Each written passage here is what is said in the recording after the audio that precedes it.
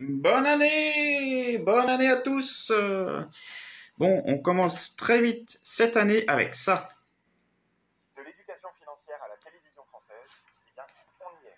Ça s'appelle Capital Épargne, c'est sur M6 du lundi au vendredi à 8h20.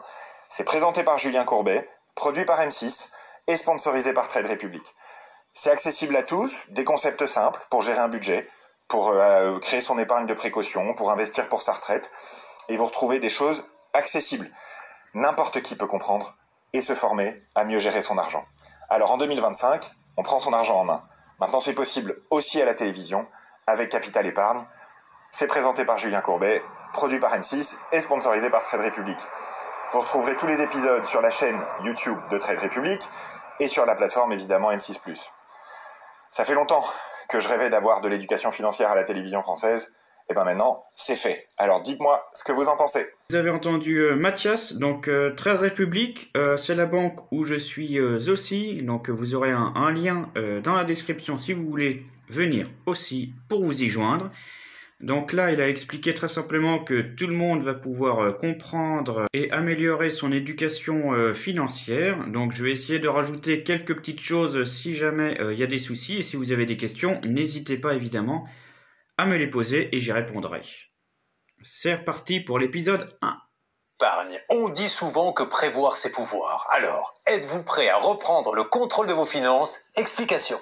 Avec Vous Julien espérez Courbet. un avenir avec un bon niveau de vie et plus de pouvoir d'achat. Pourtant, avec le vieillissement de la population, il n'y a plus assez de travailleurs pour financer vos retraites. Aujourd'hui,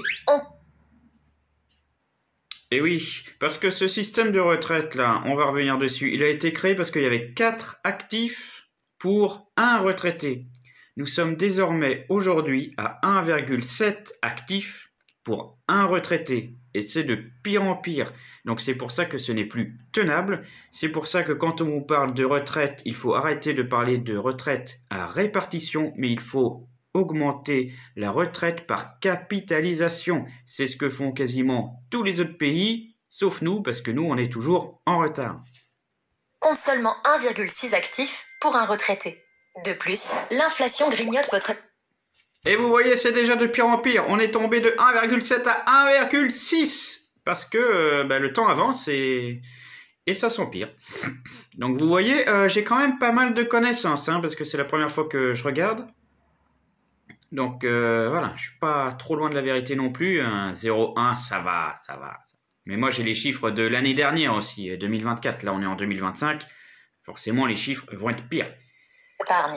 Chaque année, votre pouvoir d'achat baisse et avec la même somme, vous pouvez acheter moins de choses. Inflation. Avec 80 centimes, vous pouviez acheter une baguette il y a 5 ans. Aujourd'hui, c'est quasi impossible. Sans compter de probables hausses d'impôts à venir et donc moins de revenus pour vous à la fin, car la dette publique atteint des sommets.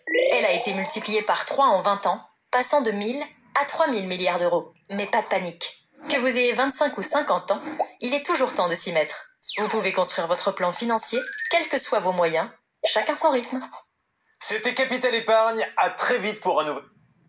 Bon, pour l'instant, un premier épisode pour nous dire que c'est la hesse, comme disent les jeunes, c'est la merde, comme disent les bouseux, et la dette n'est pas bien grave, comme diraient les politiques. On va passer sur ce premier épisode, qui pour l'instant ne nous apprend rien, à part que la situation s'empire, mais bon, ça j'ai l'impression que on a juste à ouvrir les yeux et sortir un petit peu de chez nous pour se rendre compte que l'inflation grignote de plus en plus ce qu'on gagne.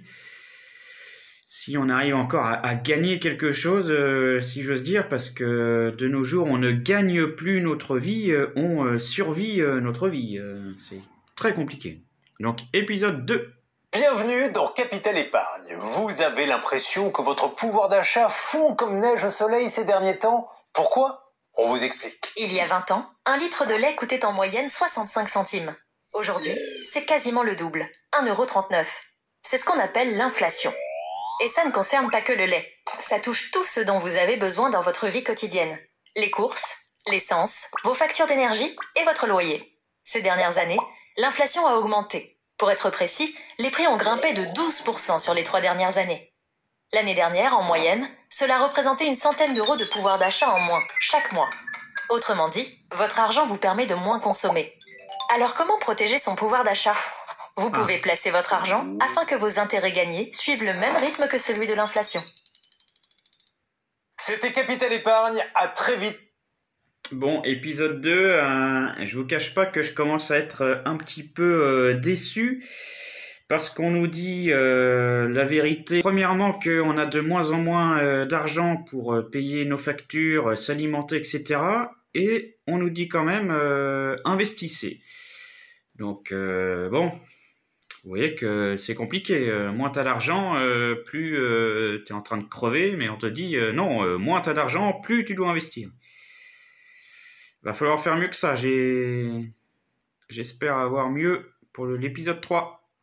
Et on se retrouve pour l'épisode 3, sachant que l'épisode 1 dit qu'on est dans la sauce à cause de l'inflation et que l'épisode 2 nous dit que on est dans la sauce à cause de l'inflation, mais on peut investir pour être moins dans la sauce.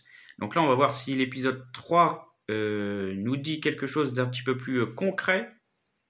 Bienvenue dans Capital Épargne. Entre les agios, les frais de gestion et les frais de votre carte, vous avez... Les agios, pareil, c'est quand même une dinguerie. La carte, c'est une dinguerie.